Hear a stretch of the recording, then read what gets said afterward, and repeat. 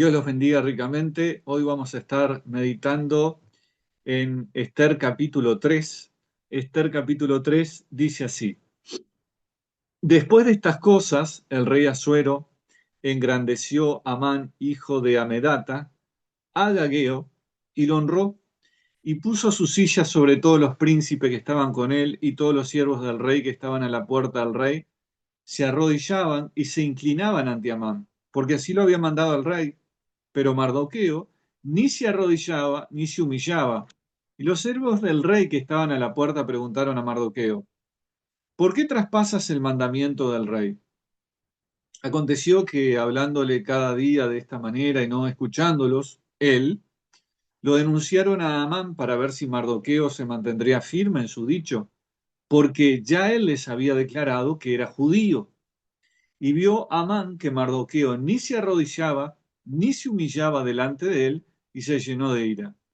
Pero tuvo en poco poner mano en Mardoqueo solamente, pues ya le habían declarado cuál era el pueblo de Mardoqueo, y procuró Amán destruir a todos los judíos que había en el reino de Asuero, al pueblo de Mardoqueo.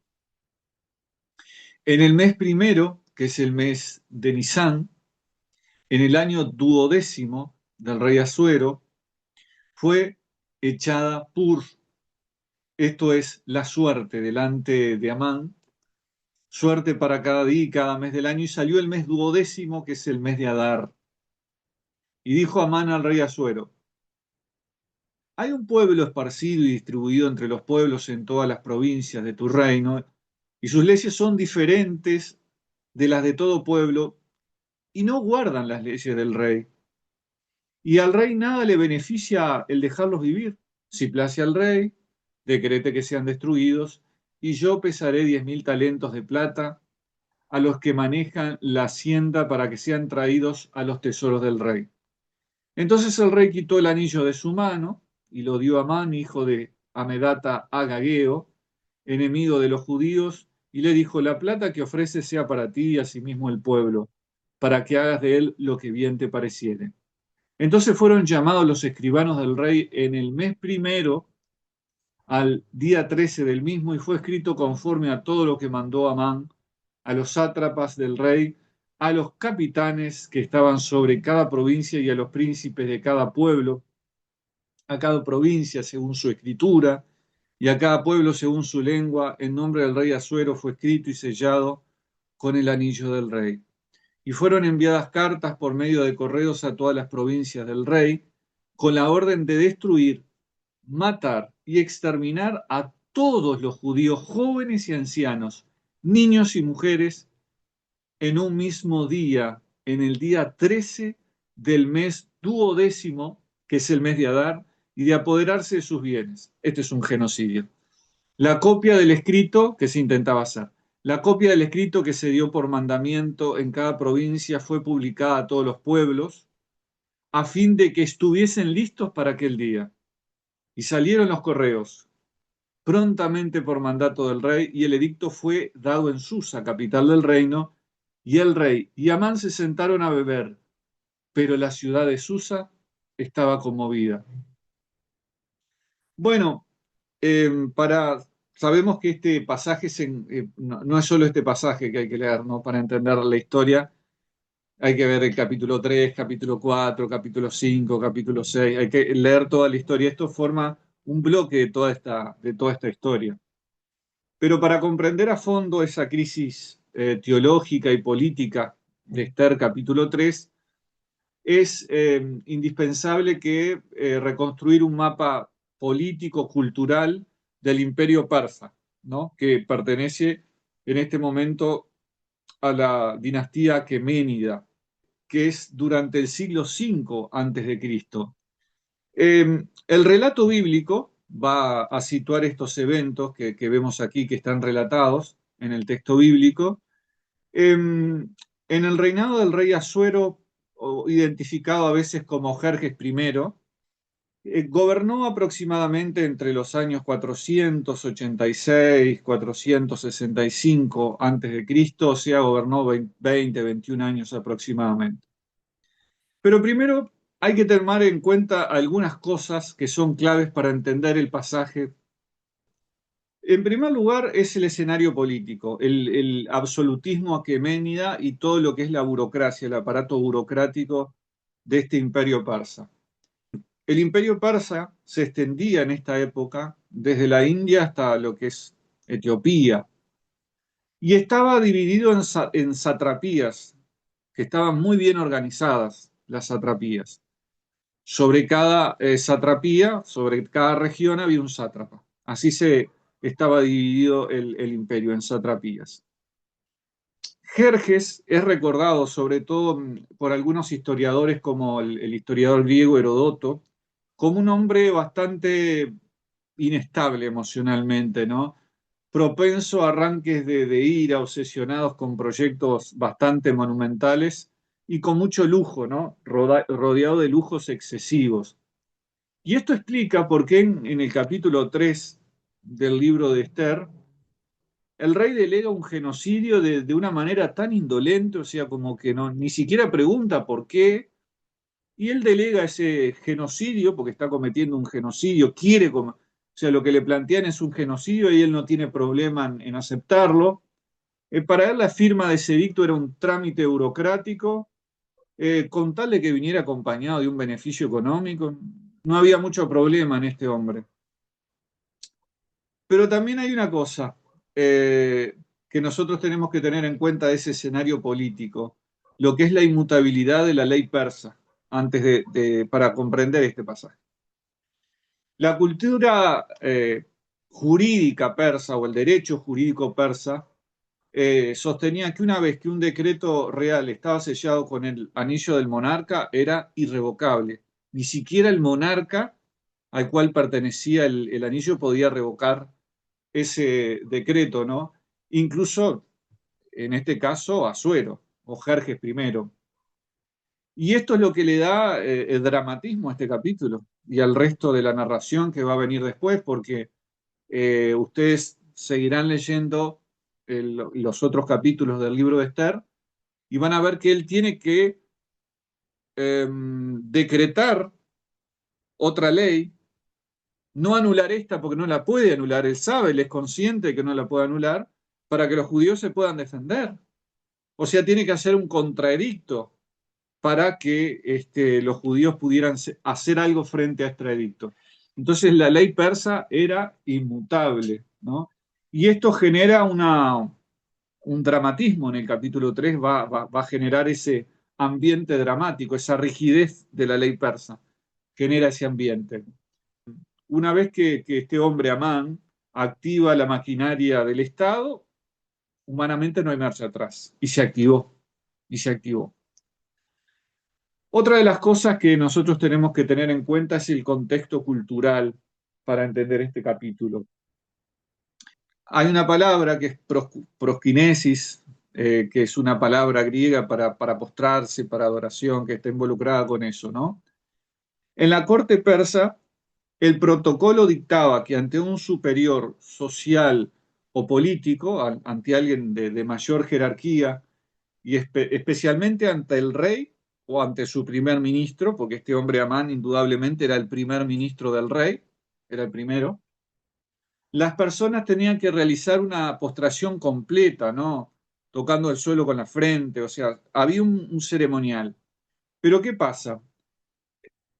Si bien para los persas esto no era un acto de adoración divino, sino una muestra de sumisión, podemos decir, civil y de respeto político, ¿no? Hay un tema, para la mentalidad judía, la línea entre, sobre todo la mentalidad judía posexílica, ¿no?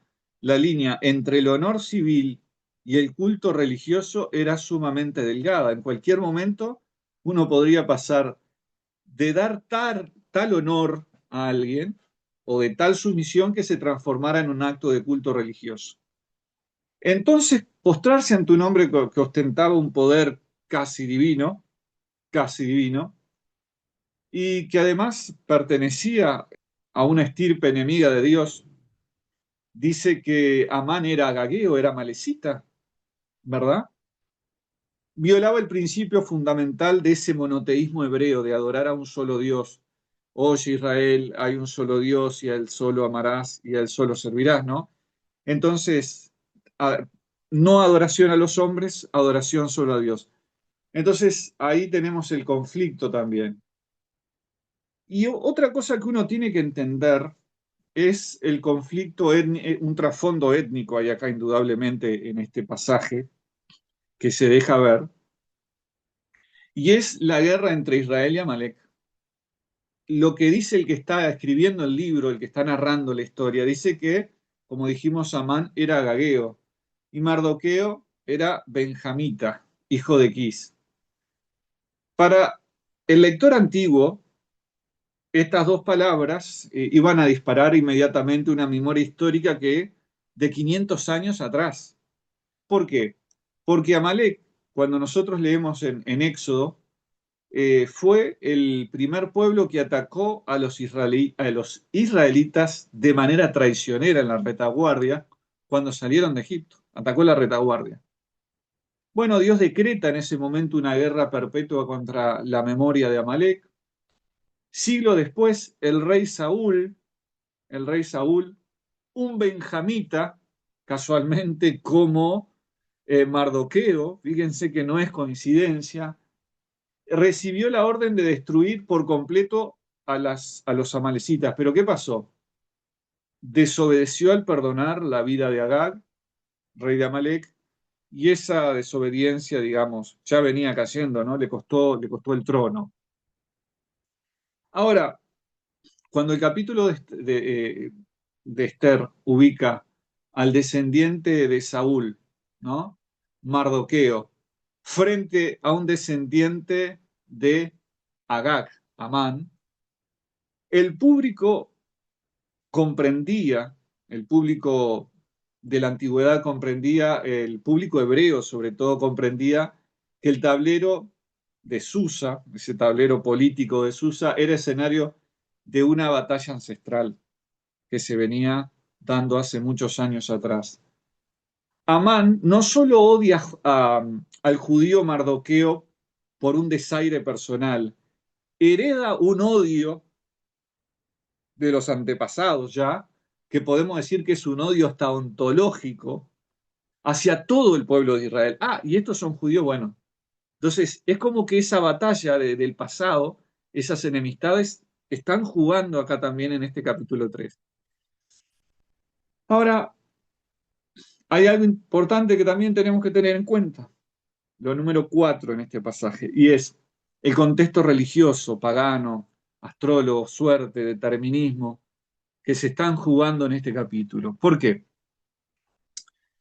Cuando Amán quiere destruir a los judíos, el versículo 7 indica que hace echar pur, lo que es la palabra para suerte. En la religión persa y en la religión mesopotámica, el azar no existía como lo entendemos hoy, ¿no? El lanzamiento de dados o tabletas de adivinación que se llama puru en esa escritura mesopotámica, era como una especie de ciencia sagrada, ¿no? Consultada por magos y por astrólogos. No era el azar como nosotros podemos echar un dado hoy. Tenía toda una interpretación, una metodología. Era como una ciencia, entre comillas, podríamos decir. Y era consultada por magos, astrólogos. Entonces, ustedes saben que esa costumbre viene de la antigüedad, de esta región de Mesopotamia, de la religión mesopotámica, se creía que había días buenos y que había días malos, días propicios o días no propicios para emprender acciones militares o para realizar determinadas cosas. Y era como que Amán estaba buscando una aprobación de cosmológica, ¿no? De todo el cosmos, de todo ese mundo, de todo ese universo, y el visto bueno de los dioses medopersas, de los dioses paganos para asegurar que el exterminio de los judíos fuera exitoso, ¿no? O sea, no es solamente echar un dado, es todo como una ciencia que hay detrás, que involucra astrólogos y toda una cosmología que hay detrás para buscar destruir a los enemigos que Amán entendía que eran sus enemigos. Ahora, fíjense qué interesante. La ironía esta del calendario, y que ya se ve en este pasaje. Nisan era el mes en que los judíos celebraban la Pascua, la liberación de la esclavitud egipcia, ¿no? Y es en mes de Nisan que se hace todo ese decreto, todas esas cosas. Amán intenta maldecir a Israel en el mes que se celebraba la liberación de Israel de Egipto. Pero la suerte se va a retrasar 11 meses. O sea, según estas tabletas que se van a echar, este pur que se va a echar, la destrucción le va a dar un margen de tiempo para que empiecen a acontecer cosas en todos esos meses, en todos esos meses. Y esto es bastante irónico, demostrando que el tiempo está bajo el control del Dios de Israel y no de las estrellas o la cosmología persa. Esto es muy interesante. Es un poco irónico todo ese relato, cómo se va entretejiendo todas estas cosas, ¿no? Y después hay otro tema, que es lo que se llama la realidad de la diáspora, ¿no? Esa tensión de la asimilación. Finalmente una de las cosas que refleja, podríamos ver más cosas, pero básicamente es esto, lo que refleja Esther 3 es la realidad de la diáspora, ¿no? Los judíos que decidieron no regresar a Jerusalén, tras el decreto de Ciro, rey de Persia, y prefirieron quedarse en las capitales del imperio, ¿no? Los judíos en Susa estaban integrando el tejido social y político. Mardoqueo trabajaba en la puerta del rey, ¿no? Sin embargo, el discurso de Amán en el versículo 8 expone también la vulnerabilidad de ser una minoría, el hecho de ser una minoría de los judíos, porque dice, sus leyes son diferentes a las de todo pueblo, ¿no? Son una minoría. Pero también el contexto cultural nos muestra que los judíos vivían en una constante tensión, porque tenían que ser leales ciudadanos del imperio persa, tenían que ser leales a ese imperio persa, pero al mismo tiempo tenían que mantener una identidad única. Y ahí para eso tenían la Torá, ¿no? Bastó que un solo judío se mantuviera firme en sus convicciones para que toda la comunidad fuera expuesta al peligro de un genocidio, de un genocidio y de la persecución del Estado, y de la persecución del Estado. Esto viene en cierto sentido a ser como el germen o un antecedente de las persecuciones durante el Imperio Romano, ¿no? Aunque ellos sufrieron persecuciones a lo largo de la historia. Pero esto viene es- no se llegó a dar, indudablemente, pero esto viene a ser como ese germen de lo que va a venir después con los cristianos, las persecuciones del imperio por parte de los cristianos. Bueno, eh, entonces fíjense en cómo es la estructura. Primero está la elevación de Amán, ¿no? Hay una resistencia implacable de Mardoqueo, hay un choque de linajes, eso ya lo vimos. Dice, después de estas cosas, el rey Asuero engrandeció a Amán, se engrandece a Amán, y lo honró, ¿no? Lo honró y puso su silla sobre todos los príncipes que estaban con él. O sea, es como un primer ministro, es el segundo, el después del rey, ¿no? Hay una elevación de Amán, dice, y todos los siervos del rey que estaban a la puerta del rey, era un funcionario de la puerta del rey, este, indudablemente Mardoqueo, se arrodillaban y se inclinaban ante Amán. Esto era común, como lo vimos, como una manera de honra política de distinguir. Pero nosotros ya mencionamos el hecho de que esto podría llegar a confundirse la mentalidad judía con terminando en adoración a un ser humano, y eso iba contra ese monoteísmo que ellos tenían. Y dice que se inclinaban ante Amán, porque así lo había mandado el rey, pero Mardoqueo ni se arrodillaba ni se humillaba. Ahora, claro, viene el interrogatorio de los cortesanos, por qué él no lo hace, por qué traspasa el mandamiento del rey. Bueno, y aconteció, dice que hablándole cada día de esta manera y no escuchándolo, dice el versículo 4, lo denunciaron a Amán para ver si Mardoqueo se mantendría firme en su dicho, porque ya les había declarado que era judío. Y vio Amán que Mardoqueo ni se arrodillaba ni se humillaba delante de él y se llenó de ira. Y ahora viene lo que es el colectivo, ¿no? Pero tuvo en poco poner mano en Mardoqueo solamente cuando se enteró que era judío, ese odio, como dijimos, ancestral, brota y se vuelve a dar esa pugna entre Israel y Amalek, ¿no? Pues ya le habían declarado cuál era el pueblo de Mardoqueo y procuró Amán destruir a todos los judíos. Pasa del individuo al colectivo ahora que había en el reino de Asuero, al pueblo de Mardoqueo, dice acá, al pueblo de Mardoqueo. O sea, todos los judíos que había en el imperio persa, en las satrapías, tenían que morir. Esto era un genocidio, era un genocidio. Después viene ese sorteo que se hace, como esa manipulación cósmica que quiera, y lo repito porque era como una manipulación cósmica que se quería hacer de atraer el favor de los dioses persas. Y después viene, podríamos decir, la legalización del odio a través del edicto. Dijo Amán al rey Asuero, hay un pueblo esparcido y distribuido entre los pueblos en todas las provincias de tu reino. Bueno, le dice eso, lo mencionamos, son diferentes a la de todo el pueblo y no guardan las leyes del rey. Y al rey nada le beneficia dejarlos vivir. Si place al rey, decrete que sean destruidos. Y yo pesaré 10.000 talentos de plata a los que manejan la hacienda para que sean traídos a los tesoros del rey. Entonces el rey se quitó el anillo de su mano y le dijo a Amán, hijo de Amedata, Agageo, enemigo de los judíos, y se lo dio, perdón, y le dijo, la plata que ofrece sea para ti y asimismo el pueblo, para que hagas de él lo que bien te parece. Después hay un decreto, la ciudad queda conmovida. Vamos a ver que en ese pasaje dice, después de estas cosas, imita deliberadamente una narrativa de la línea de la promesa de Génesis capítulo 15, versículo 1 o 22.1, después de estas cosas, se dan en el contexto de una promesa. La estructura hebrea me estoy refiriendo cuando utiliza los términos hebreos que utiliza. En Esther, en el libro, hay mucha ironía en este sentido. Porque fíjense lo siguiente, en el capítulo 2 de Esther, Mardoqueo acaba de salvar la vida del rey abortando un magnicidio, ¿no? Abortando el hecho de que maten al rey.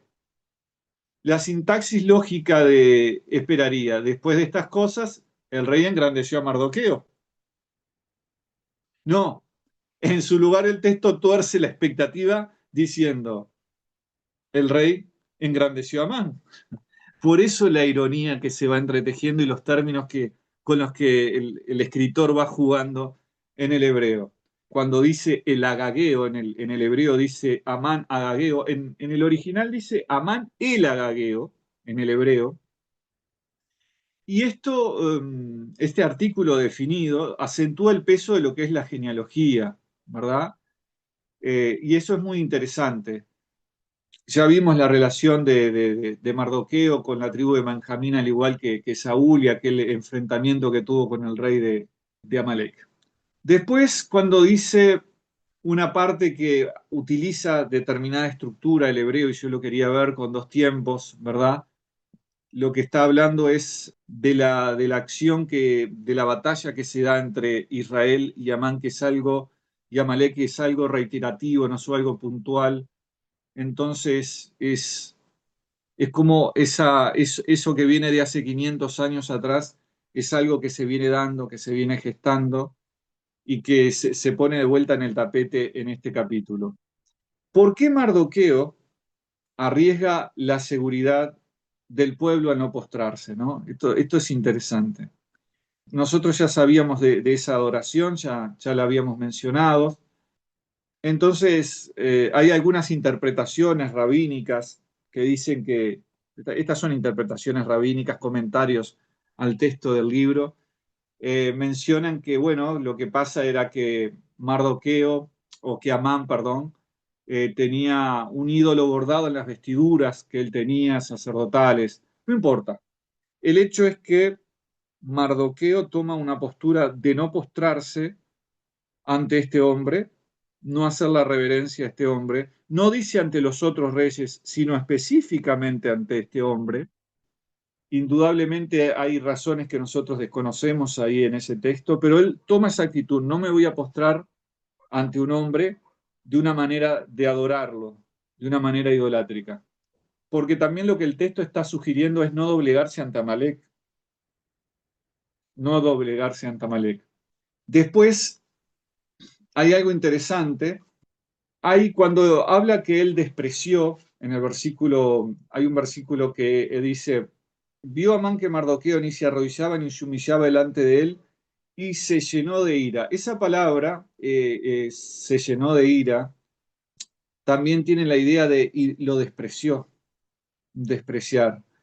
Y significa como una distorsión cognitiva, ¿no? Una distorsión de la percepción cognitiva.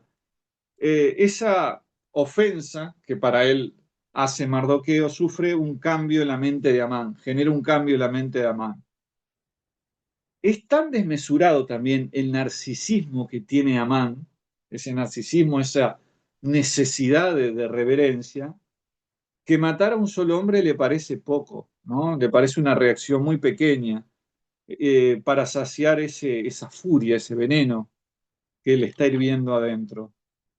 Bueno, y eso es muy, muy interesante porque a partir de esto vamos a ver que se va a generar todo ese andamiaje de la ley. Después de todo esto vamos a ver el edicto, vamos a ver que se apoya todo en esa ley irrevocable del sello del rey y vemos que se empiezan a enviar los correos y van, estos decretos van llevados por correos, por caballos veloces y entonces el rey sabe que en ese momento no es consciente hasta que lo veamos en capítulos posteriores, cuando Esther le hace ver que ella era del pueblo, ella pertenecía al pueblo judío. Pero vamos a ver el detalle interesante de cómo se va planteando todo el escenario a través de Esther capítulo 3, la ironía está ahí, y cómo hay es el estudio de una crisis absoluta, ¿no? O sea, la síntesis que nosotros podemos hacer de este capítulo 3 es que a nivel humano y político estaba sentenciado a muerte de manera irrevocable por las leyes de los medos y de los persas. Es así. El nombre de Dios, y esto es interesante, no se menciona en ninguna parte de las actas oficiales, ni en el discurso de Amán, ni en las narrativas del autor. Entonces, ni siquiera en el libro de Esther aparece el nombre de Dios.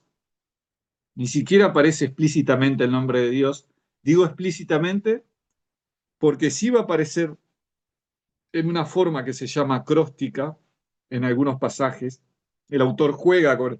O sea, Dios no está, pero se sugiere, pero se deja ver. No se lo nombra, pero sabemos que Dios es el que está obrando y moviendo los hilos en medio de esa historia. Es interesantísimo este libro. Entonces el universo viene a parecer una estructura fría, un lugar frío, regido por la burocracia imperial, la codicia económica y el azar de los dados, el pur o de las tablillas.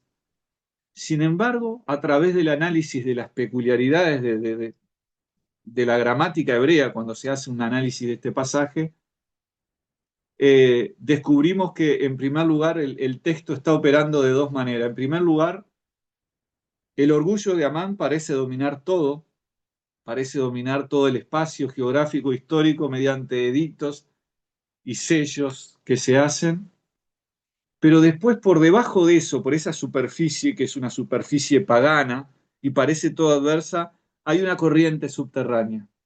Hay algo que se mueve detrás de todo eso, detrás de bastidores, diríamos nosotros, ¿verdad? Detrás de escena, donde el uso de la resistencia, de esa persistencia de Mardoqueo, denota una fidelidad a Dios, una fidelidad al pacto, ¿no? En primer lugar, donde el cambio ya comienza a ocasionarse con la caída del mes que se va a elegir para matarlos en el 12º mes, ¿verdad? En el 12º mes, si mal no recuerdo. O sea, hay un espacio de meses suficientemente importante, no cuando quiera Amán, sino cuando Dios, que es el que controla todas las cosas, lo está determinando. O sea, se tuerce el calendario ya ahí a favor de los indefensos y donde esa confusión en Susa, que dice el rey y Amán se pusieron a tomar vino, se sentaron a beber, pero la ciudad estaba conmovida, demuestra que la conciencia se está rebelando contra los planes de exterminio, ¿no? La gente empieza a conmoverse. Entonces, Esther lo que comienza a hacer este capítulo 3 es preparar al lector para comprender que cuando Dios parece más ausente e invisible en la historia humana, no está, porque no se lo nombra, no se lo menciona. Cuando Dios parece más ausente en medio de la historia humana, es precisamente cuando está hilando los hilos más finos de la redención, del rescate de su pueblo, que como Mardoqueo se niegan a doblar sus rodillas a las estructuras del mal, a las estructuras del mal. Y es lo que nosotros tenemos que aprender, creo, también de este pasaje. No hay un azar como lo entendemos capaz, o como se entiende hoy, no como lo entendemos nosotros. Hay una providencia de Dios y que cuando parece que Dios está ausente, pero nosotros hemos tomado una decisión de no postrarnos ante, como Mardoqueo, ante las estructuras del mal, ¿no? Nosotros no tenemos ningún enemigo étnico en el día de hoy, sí tenemos un enemigo en lo espiritual, sabemos, pero también tenemos un sistema que está operando para que uno se esté postrando frente a ese sistema del mundo. Cuando Juan habla del mundo, cuando se menciona el mundo en el Evangelio de Juan o en las cartas de Juan, no es el mundo, no es el planeta Tierra, sino es ese sistema que no toma en cuenta a Dios y que está operando continuamente para tratar de socavar la fe a través de leyes, a través de ideologías, a través de todo eso. Y nosotros tenemos que ser como ese Mardoqueo, no postrarnos a esas estructuras que son del mundo y que son del mal, y mantenernos fieles y firmes a Dios. Tenemos una ética, una conducta cristiana, una manera de proceder como cristianos que no nos permite postrarnos ni arrodillarnos frente a esas estructuras de poder, por más poder que tengan, ¿no? O por más universales que sean. Y claro que eso va a generar enfrentamiento, conflicto, pero aun cuando parezca que Dios está más ausente, sabemos que no lo está. Acá parecía realmente ausente. El libro no lo nombra, ¿no? De manera explícita, aparece de manera acróstica el nombre de Dios, en ciertas estructuras, en ciertas palabras. Hasta en eso el autor es maravilloso. Después, cuando el rey se desvela en la noche y dice, che, vos sé que no puedo dormir, tráigame el libro de las memorias. ¿Quién fue el que hizo que el rey se desvelara? O sea, a Dios no se lo nombra, pero se lo sugiere. No se necesita nombrarlo para entender y comprender que Dios se está moviendo tras bastidores, ¿no? Hilando los hilos más finos para salvar a su pueblo.